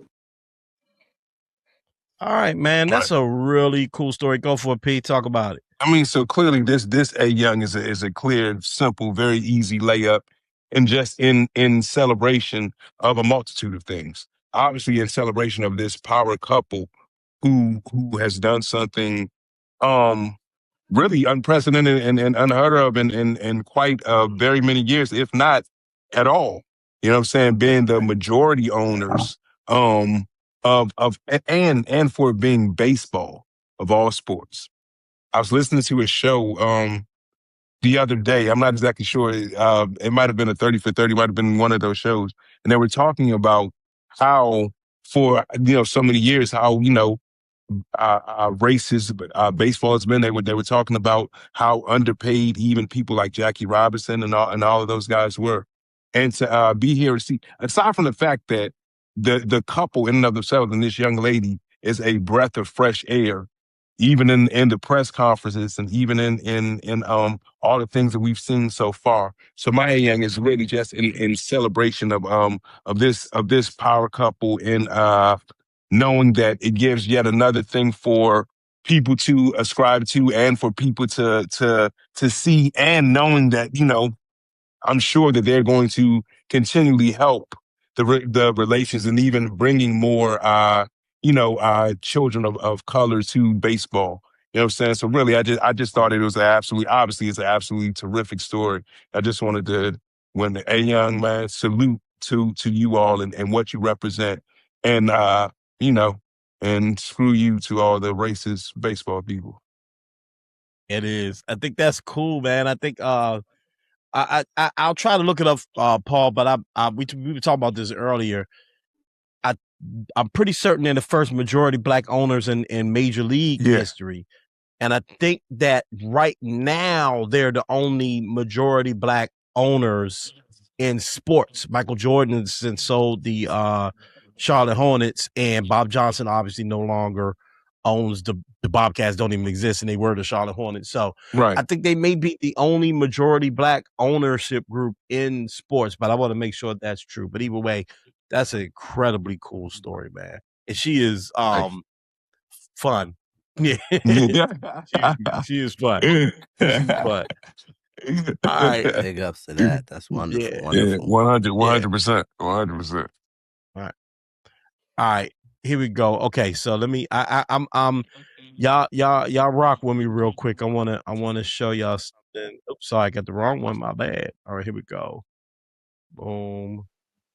All right. Stations surrounding. Y'all might have heard about this. Yeah. That Enos Camper in the building today, and he has voiced how he's felt about the situation. And Tasha Cloud voicing her opinion as well. Cantor was just escorted out. All right, so that clip played. It's kind of hard to start these clips on time, but basically, Enos Cantor, or Cole Bammer, was at a WNBA game, antagonizing the women. He's had this thing where he wants to join the WNBA. That's not really the point I want to make here, but that's one video clip I want to show real quick. I want to show y'all back and forth that I got into on Twitter about something else real fast. Let me see if I can pull this up. All right, so this is okay. Here we go. All right, that's Jaden Daniels' mom. Okay, she's at some event in DC. She's partying, having a good time, doing her thing. All right. This is how somebody chooses to respond to Jaden Daniels' mom having a good time. Amos Jackson, I've been standing on the front line getting my ass beat defending you. I may not be able to defend you any longer. This is Tasha Mack, bro. Okay. So this guy, he has an issue. Apparently, his mom dancing at a party is somehow, it hurts Jaden Daniels, apparently. Okay, cool. Now, here's my response to him. If I can find the right one. Hold on. Okay. So I responded to dude. Okay. I say, bro, she's just dancing. And this is how he responds to me. She be out here dancing every week. This is like a Commanders, like popular Commanders YouTuber. Okay. She be out here dancing every week. She was just at the Wine and Slow Jams 2 weeks ago, laughing my ass off. Y'all be the same niggas that was mad at John Wall was in the Rose Bar, and he was actually the athlete. Pick and choose ass niggas, man.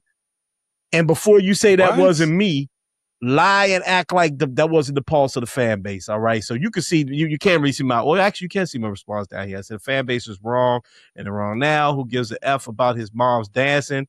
All this shit is in the fan base head. Her dancing and enjoying her life has nothing to do with Jaden Daniels' play. He'll be fine. And if he's cool with it, why do we care? All right. You can see there's a couple of people, there were people that disagreed with me and there were people that agreed with me. My point is, niggas hate women. Y'all mamas hate women. Y'all mamas hate women. If you're showing up if you're antagonizing WNBA players, trolling them, acting like your 7'8" ass is going to join the WNBA and say that you trans just to do it, you're doing that because you hate women. You're not doing it because you protected women. If you care this much, Commander fan, about Jaden Daniels' mom partying and dancing to the point where you have to make a thread about it and act like you've been defending her, but this one was just too much for you. You hate women. And I don't even want to show you some of the comments, but the B word was thrown around. Stupid B word was thrown around. Niggas is simps for defending her. Jaden got to get this under control. If you from here and you root for the team, you already know the thing with his mom has become a thing and it's ugly and it's for no other reason than y'all niggas hate women. And if you hurt by what I said, you hate women. And you should sit with that. Sit back, think on it, look in the mirror, have a nice cool glass of water, and think in your mind, why did that upset you so much that Adam said? Why are you so affected by that? And if you come to the conclusion that you hate women, now we're getting somewhere, and sit back and think about why you hate women. That's my A Young of the week. Nargis, what you got?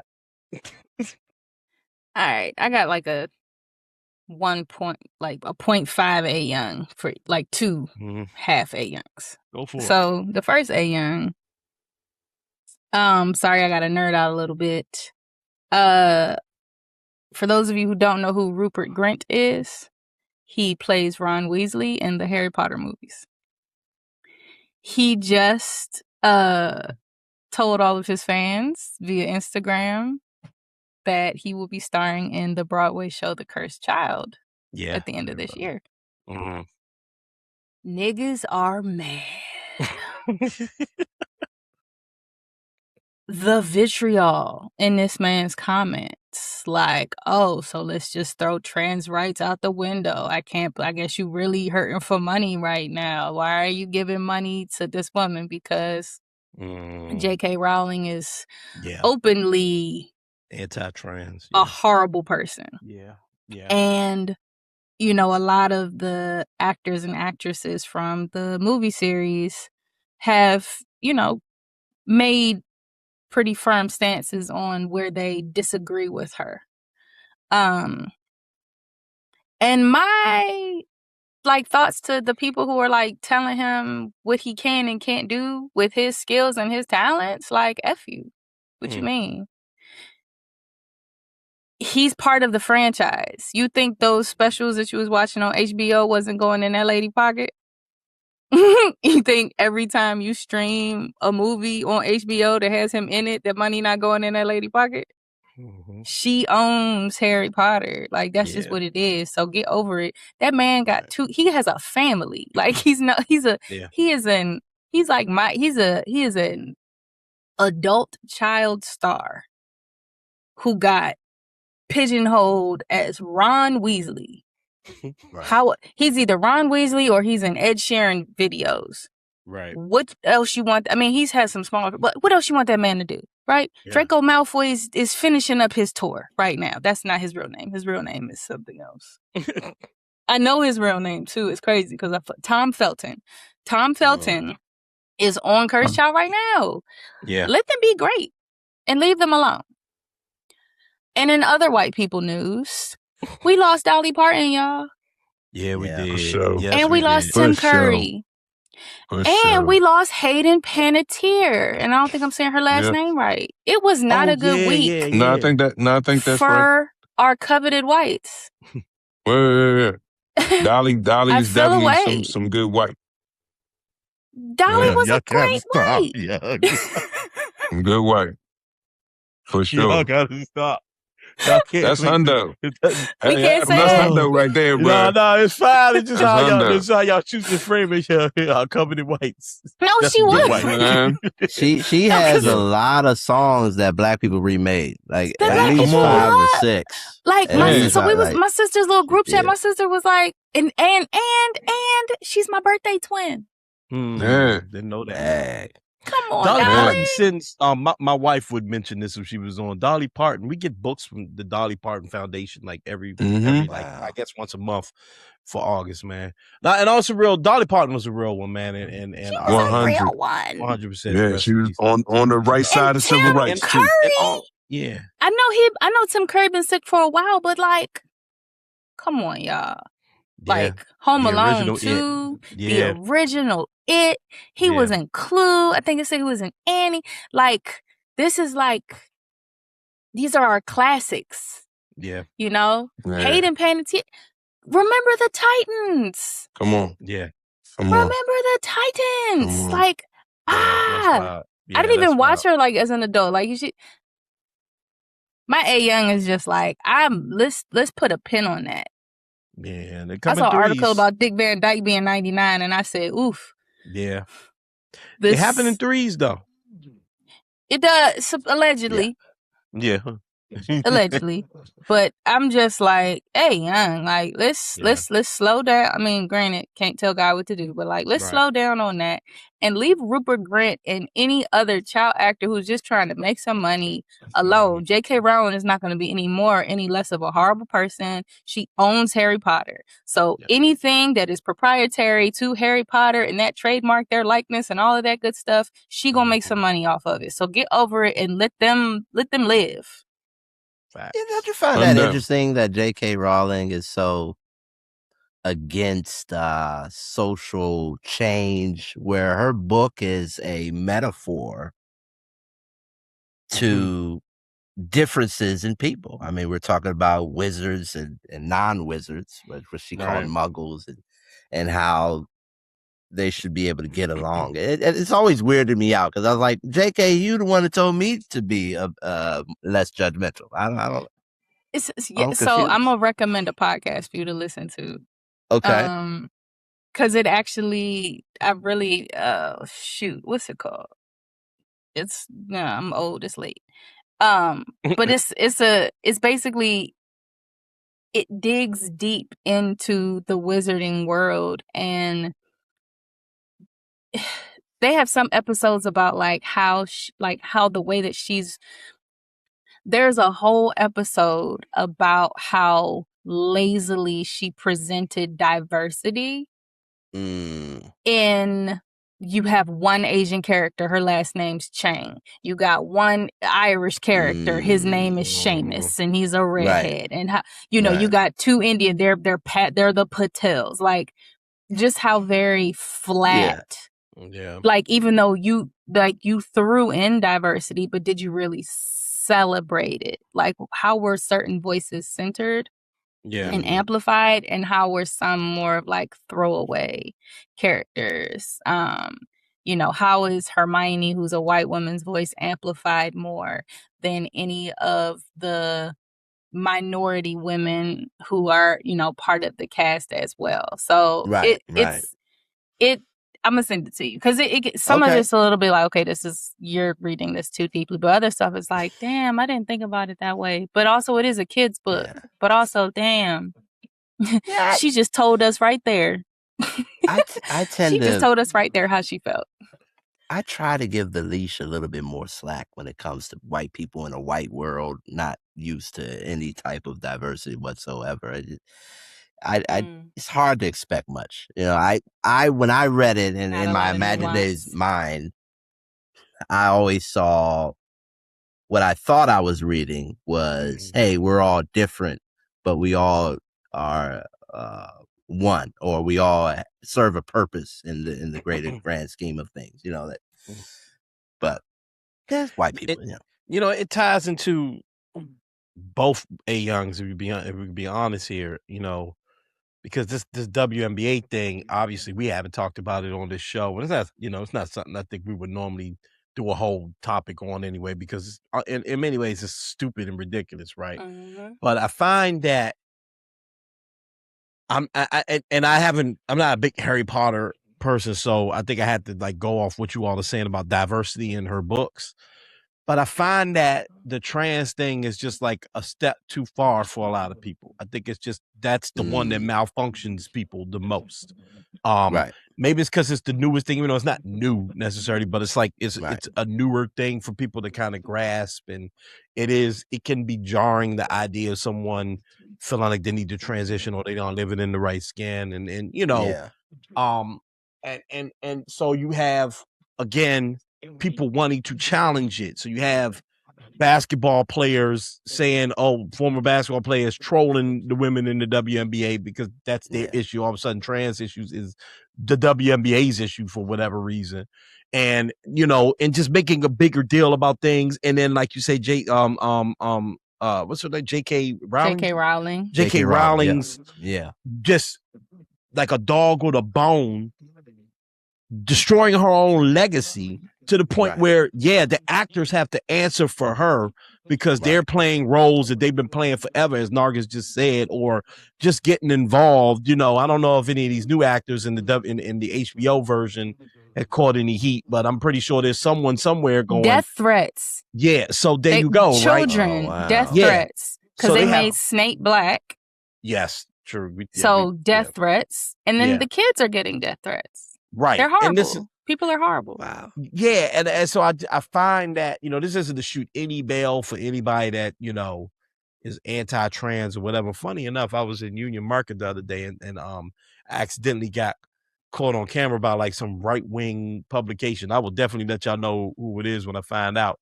But they hit me. They were like, yo, you want to talk about WNBA basketball? And I'm like, yeah, let's talk about some WNBA basketball. And then they hit me with a bunch of like, do you think men should play in women's sports? What's the point of separating sports? And I just basically hit them with I support women, I support trans rights. And I'm not and so someone will see that on mine. When we find it, I will play the clip on this show. Okay. Yeah. Because I stand by that, because it's not, who cares, right? But I find that people really do get tripped up by this one. It's just almost like a step too far for them. So I think that's why, Roy, like someone can come off as, I'm writing a story about diversity. And even though Nargis could say, but it really wasn't that deep with the diversity in the first place. But can at least cosplay as a person who cares about diversity, but also be on the polar opposite of someone that cares about diversity when it comes to this issue, because I think it just makes people I think that their brains just melt when they try to consider that this could be an actual thing that actual people feel. And they cannot just get to the point where even if you disagree with it, why can't you just, who cares? It has no bearing on life. It's not going to affect anything other than that person and the way they want to live. It has no impact on anyone else. That's why I'm like, just disagree with it in silence, my G. Who cares? It costs you nothing. Costs you nothing. It's nothing's going to happen. Which is weird, because when I was looking at Edith's Cancer, because I perused it, I didn't know what was going on. I just, it was in my timeline. I scrolled past it, maybe caught a few seconds of it. But isn't he a multi-billionaire? I mean, you play at least 4 or 5 years in the league. I mean, I just don't see how he has time. He has 0 points, right? His stats are. He was never ride the bench, but if you play 6-7 years in the NBA, he played. He's got a few. He started a couple games. You know what I mean? Like, he made his money, and Paul, I'm sure, could chime in on this one. Enos Cantor is a troll. Okay, 100%. He has been a troll. He made his bones when, and I want to be able to say this properly. There was a thing that happened with, they were going to play a game in China about like 10 years ago. And it became controversial. LeBron caught a bunch of heat because he gave one of his classic LeBron answers about it, which showed he didn't really know what he was talking about. There was a GM for the Rockets, I think, Paul, who was like very like gung-ho about like this China game, and Enes Kanter spoke out against China. Okay. And Enes Kanter became kind of popular in right-wing circles because he was so against China. Okay. So Enes Kanter, I think, even got nominated. Was it? Might be. He got nominated. It wasn't a Nobel Peace Prize, right? He got like nominated for something like huge because of his being outspoken against China. So that's why Enes Kanter is even a thing. And because of that, the reason why I call him a troll is because he realized, oh man, I can make money being like this right-wing conspiracy guy. And he's been that since. So now his new thing, since people stop paying attention to him, is to declare himself for the WNBA draft to speak out against trans people playing in sports. That's his thing. And now 3 other washed up NBA players and former NBA players have decided they want to do the same thing. So that's why him showing up to this game, antagonizing women, and that's why the women are like, get out of here. Okay. Get out. That's what's going on. This guy. Yo, go ahead, Paul. I'm sorry. No, well, I was talking with one of my homies about it earlier, and I was saying that like, this isn't a forthright or a virtuous fight. This is a grift for a podcast. And he literally said said it in his diatribe. Listen to my podcast, because if in fact your mindset is, well, I do think it's unfair that former men can play in women's sports, right? There's a multitude of other ways to go about it. You understand? Instead of disrupting these women's game during the time that they're out here performing their sport. And I was going back and forth with one of my friends, because he was saying, he was like, well, why was Natasha Cloud going back and forth with him when in fact she should have been focusing on the game at hand and focusing and not allowing anything to disturb her and all those things. And I was like, well, why? Like, bruh, that's like, bruh is literally doing something. He's not doing anything. Like, what he's doing isn't going to like make the. Why are you victim blaming? Yeah, why? Right. Why do you hate women, friend? Why are you hanging around with niggas that hate women, Paul? And what? Answer that, Paul. Listen, I mean, I can't speak for them in their mindset. You know what I'm saying? I can't speak for them in their mindset. Oh, like, I can only lead them to the water. I can't make them drink water. No, not at all. Not at all. But what I can say and what I expressed to him was, there's nothing about this grift that is in good faith, like nothing about it. Because like I said, if you truthfully cared, there are other ways to go about it. There's more respectful ways to go about it. And even if you thought that was a good way, and then these women like said to you that this isn't a good way, then respect that and be done with your grift, because it was never truthfully about them to begin with. You understand what I'm saying? Like, never. You know what I'm saying? And because bro, really his shtick was for a long time simplistically going on LeBron. Like, that was his whole thing. Like, that was his thing for a long time. And Nike. Yeah, thanks for it was LeBron and Nike for a while. It was LeBron and Nike.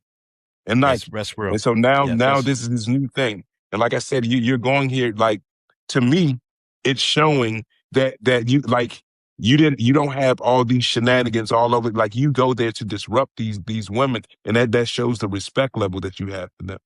And that's overtly whack. And then there's nothing that I can defend about that. Like, whether and everybody can feel free to have their own varying opinions of it. But that's like, bro is what he's doing right now is a grift, and there's nothing to be respected about it. Facts. You pointed that out perfectly, because it reminded when y'all pointed out that he was trolling, and then that, there's a monetary gain to it. It made me think of a guy. He does a series. He's a film critic, and what his favorite thing to do is to critique other so-called film critics who he calls grifters. I believe his name is Birdman. He does. He used to remake all of the. I don't know if you ever seen the There's everything wrong with CinemaSins. There is a CinemaSins. I don't know if you've ever seen. Yes. He used to critique CinemaSins and show how CinemaSins was lying about stuff. And then he came out with another series where there's this just some really racist white people that they love to pick on movies that are either women centric or African American centric. And he calls them grifters, and he breaks them down beautifully. I mean, so it's making sense now. And there is money in it. I hate that there is, but it's a real thing. And you know, I know we've gone on about, but it's a real thing. Like, you know, it's impacted major corporations, and like it happened to the MCU. Really, like the MCU for the past 10 years had like a lot of female led television shows and movies, and they would just like on Rotten Tomatoes, they would just go and like what do you call it? Like review bomb it, basically. Right. Ironheart was one. Ironheart is a black girl version of Iron Man television show. Before the show even came out, they review bombed it. I could go on and on and on. So these are real things, and I think that's why I like, you know, I know it's like great, but you hate women, but I do think we have to just start saying out loud, like, there's no other reason for you to be this worked up about Jayden's mom dancing, whoever plays in the WNBA, or whoever is going to be in a Harry Potter play or a Harry Potter TV show. We have to start saying these things bluntly, like, yo, you hate diversity. You hate black people. You hate seeing black people on your screen. It doesn't matter if Snape is black or white or whatever. It doesn't matter if Captain America, this version of Captain America is black, or the Black Panther is a woman. It doesn't matter. And if you don't want to watch it, just don't watch it. But for you to be railing against it and going crazy against it shows me a different level. You don't have to like a thing. You could be mad at Jayden's mom dancing. Which is wild. Okay. Which is wild. But why make the tweet about it? You could be upset that the actor from Harry Potter would take a check or whatever reason he's doing. I don't want to disrespect him like he took a check, but he's doing a job. Okay. You could be mad about whatever, but again, when you make it your business to be loud about it, now I gotta wonder why it bothers you so much. I just have to. And by the way, big homie, James Daniel's mom doesn't quarterback for the Commanders. He does. Exactly. So that Rose Bar comparison means is silly. It's terrible. It's the stupidest thing ever. That is you're dumb. That is a stupid comparison. People got mad at John Wall for being in the club because they basically said, bro, my dude, you got to play tomorrow. Like, why you up in the club? James Daniel's mom's not counting on you, buddy. Yes. She's not playing nothing. Not playing nothing. She's his manager. That's it. Right. Long as she make it to every meeting that he needs. My son's in the NFL. She make it right. Long as she's signing on them dotted lines and make it to all the meetings he need her to be at, she can go party as much as she want to party. Like what like you said, why is that any element of your concern? A woman dancing.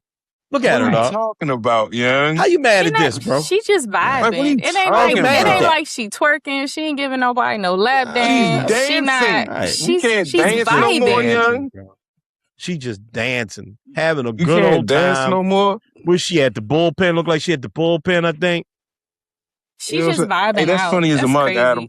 It reminds me of this. Hey, one time, just quick backstory. My father, Roy, Nargis and Adam know my father's a mechanic, right? He's a great mechanic. A lot of people depend on him for, in the neighborhood and all those things.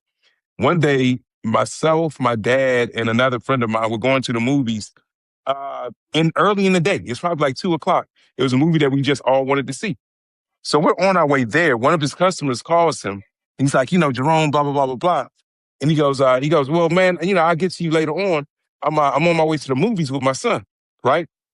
Bro goes, what? You on your way where?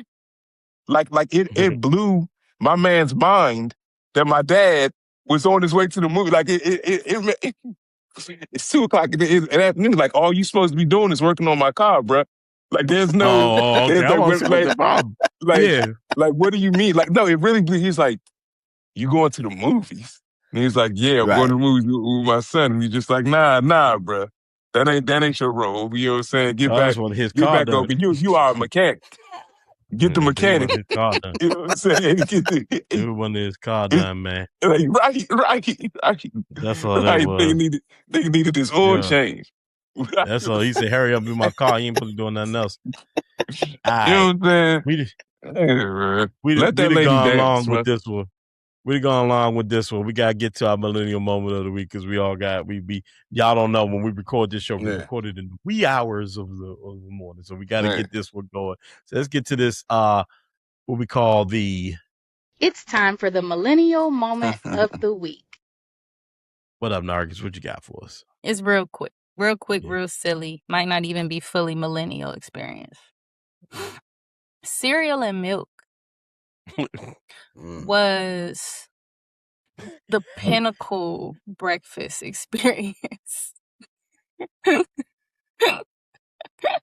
I'm picking up what you're putting down. I'm trying to figure out where we going with this. No, because I feel like everyone's preferred cereal defines like their personality type in a way. What's up, baby?